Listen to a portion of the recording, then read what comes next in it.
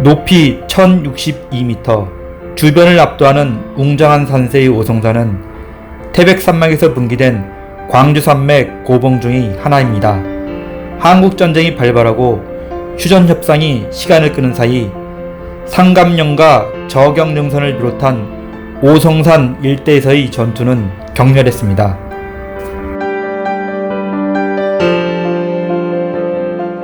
오성산에서 서쪽 방향으로 25km 정도를 가면 중서부 전선에서 가장 중요한 전략 지점인 백마고지와 화살머리 고지가 있습니다. 이 고지들 옆으로 경원선 철길이 지나고 있습니다.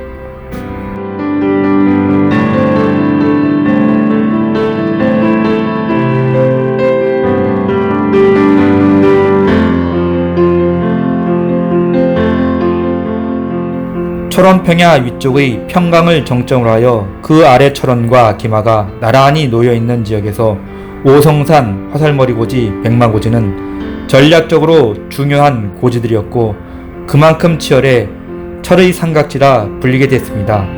연천의 고대산 정상은 철원평야를 중심에 두고 이 철의 삼각지를 한눈에 담을 수 있는 곳입니다.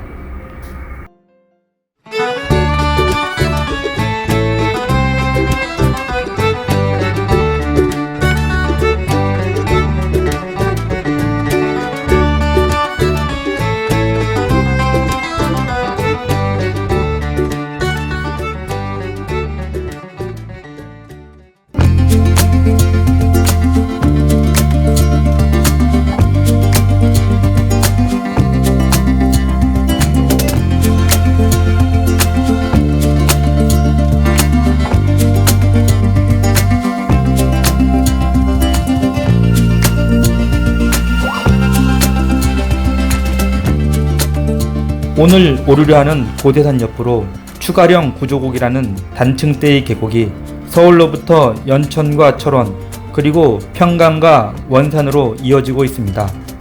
19세기 말과 20세기 초 터널을 파는 기술이 없던 시기였기에 철도 부설을 위해선 어쩔 수 없이 평평하게 이어진 계곡을 따라가야 했습니다.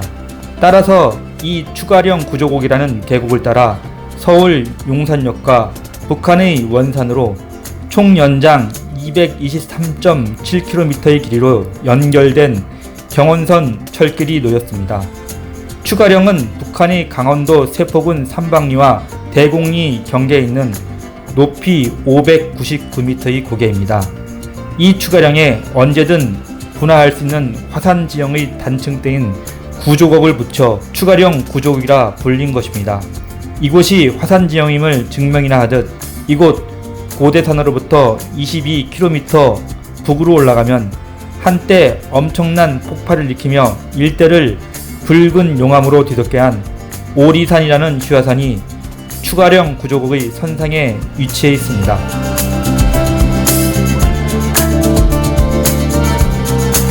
언제든 붉은 용암을 뿜어낼 수 있는 이곳 고대산 주변을 비롯한 추가령 구조곡 일대는 군사적으로 매우 중요한 곳입니다. 우리 쪽에서 북으로 올라갈 경우 산맥이 막혀있는 서쪽의 개성시와 장풍군 방향으로 가는 것보다 추가령 구조곡에 속하는 연천군과 철원군을 지나 평양과 원산 방향으로 가는 것이 지리적으로 당연할 정도로 유리하기 때문입니다. 따라서 너무나도 중요한 이 교두보를 확보하기 위해 한국전쟁에서 수많은 포탄들을 뿜어내며 많은 사상자를 냈습니다. 북한의 입장에서 남북 군사력이 역선된 현재 막강한 화력의 남한이 북진할 경우 진입을 차단하기 위해서는 가장 신경을 써야 하는 곳이 이 추가령 구조곡으로 이어지는 지역입니다. 한국전쟁 당시에도 중요한 요충지였던 이곳의 중요성은 남북 군사력의 역전에도 불구하고 변하지 않고 그대로 이어지고 있습니다.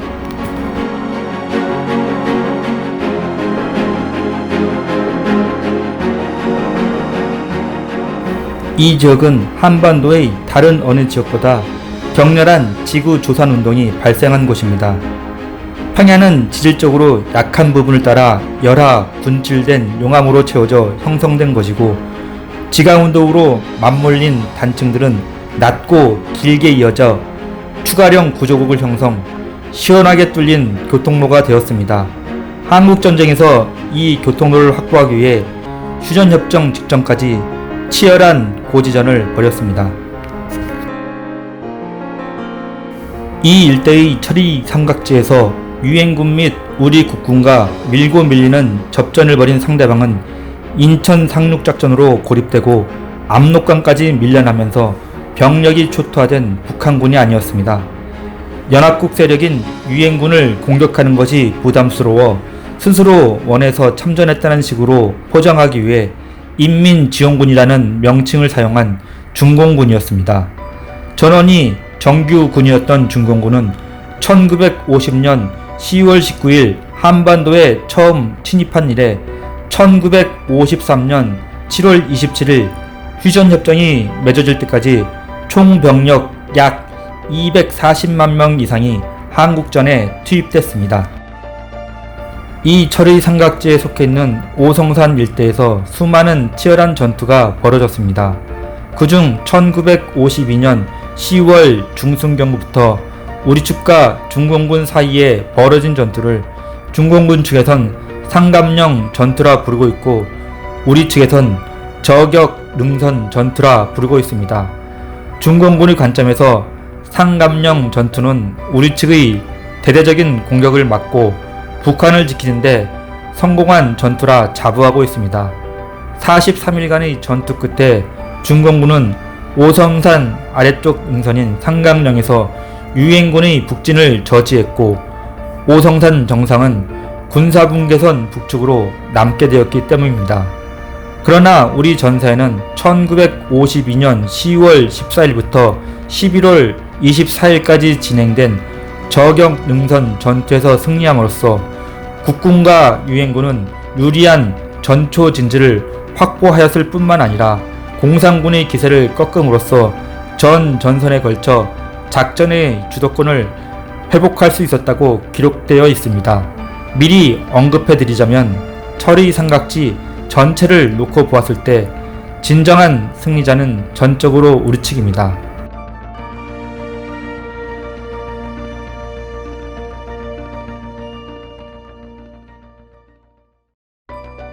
철의 삼각지 전체에서 전략의 핵심 지역은 철원평야에서 추가령 구조국이 지나는 지역입니다. 그곳은 오성산 서쪽으로 무려 25km나 떨어져 있습니다. 이 추가령 구조국 방향으로 가는 그 중간쯤의 산 중턱에 건물이 하나 들어서 있습니다. 발전소로 보이는 건물인데 구글 위성지도를 보면 이 일대에 수력 발전을 위해서 필요한 수량이 많은 큰 강이 없습니다. 따라서 이 발전소는 수력 발전소가 아닌 지열 발전소로 보입니다. 이 일대가 화산 지형이라 북한 당국이 땅속에 있는 지열을 이용해 발전을 하는 것으로 추정됩니다.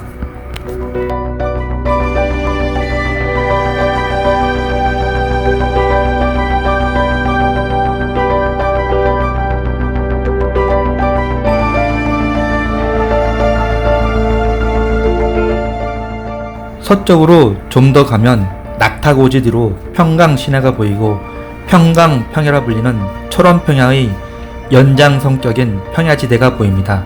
이 평야지대에 이 일대를 붉은 용암을 분출시켜 뒤덮게 한 오리산이 있습니다. 오리산은 평강 시내에서 불과 2.9km 거리에 있습니다. 분화구의 지름이 오리, 그러니까 2km가 된다고 해서 오리산이라 불린다고 하는데 구글 위성사진으로 재보니 지름은 150m에 불과했습니다. 또 알려진 정보에는 산의 높이가 452m로 나와 있으나 아무리 봐도 그 정도 높이에는 너무나 미치지 못해 45.2m를 잘못 표기한 것으로 보입니다. 이 오리산 주변으로 오리산에서 나오는 지열을 이용하기 위한 시설물들이 여럿 보이고 있습니다. 접경 지역이라는 한계로 인해 연구가 덜 되어 있는 이 오리산은 당장이라도 용암을 분출할 수 있는 위험한 휴화산입니다. 철원의 북쪽에 있는 평강은 북한의 강원도에 속해 있고 평야지대인 평강평야는 철원, 평강, 용암 대지의 일부분입니다. 이 지역은 고구려 시대에는 부양현으로 신라 시대에는 강평이라 불렸습니다. 고려 시대에는 동주에 속했으며 조선 시대에는 평강현이라 불렀습니다. 918년 왕위에서 쫓겨난 궁예가 왕궁터에서 그리 멀지 않는 이곳으로 도망쳤지만 평강의 백성들에게 붙잡혀 맞아 죽었다고 합니다. 평강은 북한 지역에서 비교적 저지대의 넓은 평야가 있어 벼농사가 잘 되는 곳으로 알려져 있습니다. 카메라 렌즈에 담긴 시내는 25km가 떨어져 있는 고대산에서 당겨 바라보는 곳이라 일부분이 보이는 것입니다. 위성으로 보니 평강은 제법 큰 도시였습니다.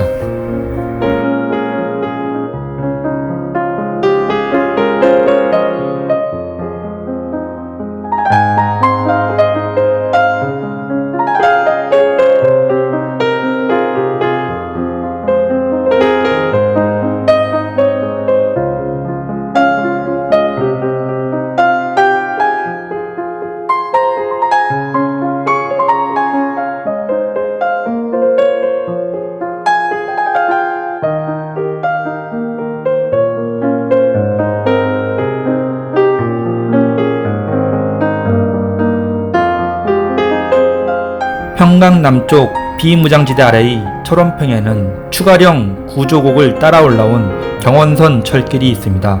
이 철길을 따라 중고등학교 5개소, 구문기관 4개소, 행정기관 34개소 등이 위치한 옛 철원의 시가지가 있었고, 철길은 비무장지대 바로 아래에 있는 월정리역까지 이어지며 중단되었습니다. 철원평야의 전체 면적은 서울 면적보다 넓은 650평방킬로미터에 이릅니다. 이곳 고대산 정상에서 7km 정도의 거리를 두고 내려다 보이는 소위산입니다. 비록 362m의 낮은 산이지만 소위산의 전망대는 비무장지대를 넘어 평강까지 펼쳐진 철원평야 일대를 가슴이 뚫리도록 시원하게 바라볼 수 있는 조망이 뛰어난 곳입니다. 소위산의 오른쪽에는 최근 새롭게 조성된 철원 역사문화공원이 있고, 건너편으로 이곳에선 산에 가려 보이지 않지만 북한 지역에 속했을 당시 건설된 노동당사가 있습니다.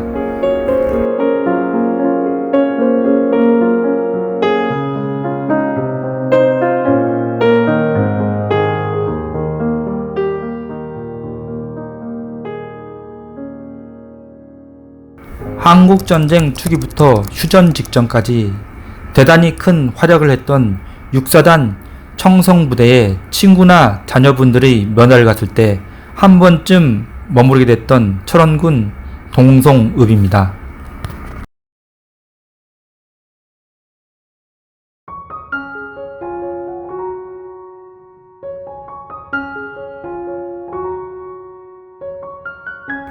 평강군의 서쪽에 위치한 봉내원은 면적 4.78평방킬로미터, 둘레 14.6km, 길이 5.1km, 너비 0.9km의 거대한 저수지입니다.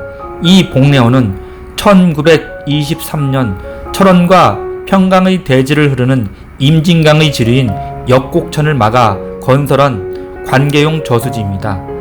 철원평야에서 본격적으로 대규모의 벼농사를 짓기 시작한 건 봉내원을 비롯한 관계용 저수지가 건설되고부터여서 그리 오래되지 않았습니다.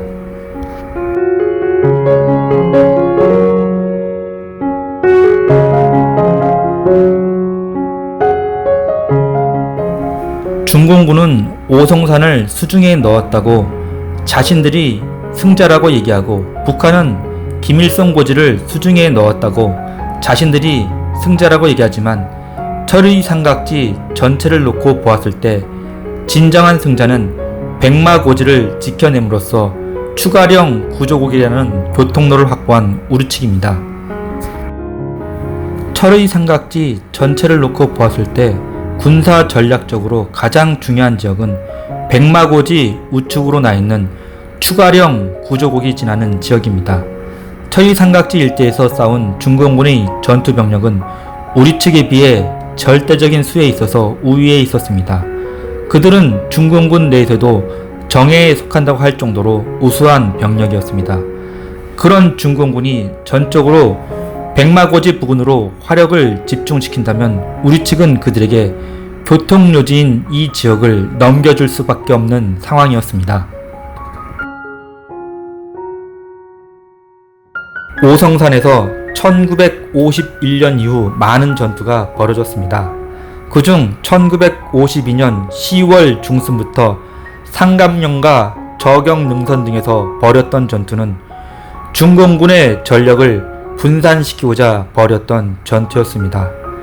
중공군은 우리 측이 오성산을 중요시해 뺏으려 한다고 여기고는 오성산에 지구 반바퀴를 돈다고 할 정도로 복잡한 지하 갱도를 파는 등 막강한 전력을 배치했습니다.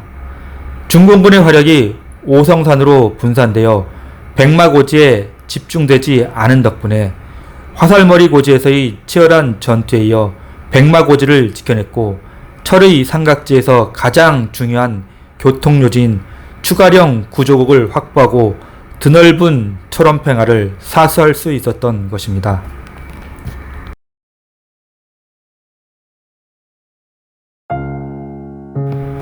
이상으로 영상을 마치려 합니다. 지금까지 시청해주셔서 감사합니다.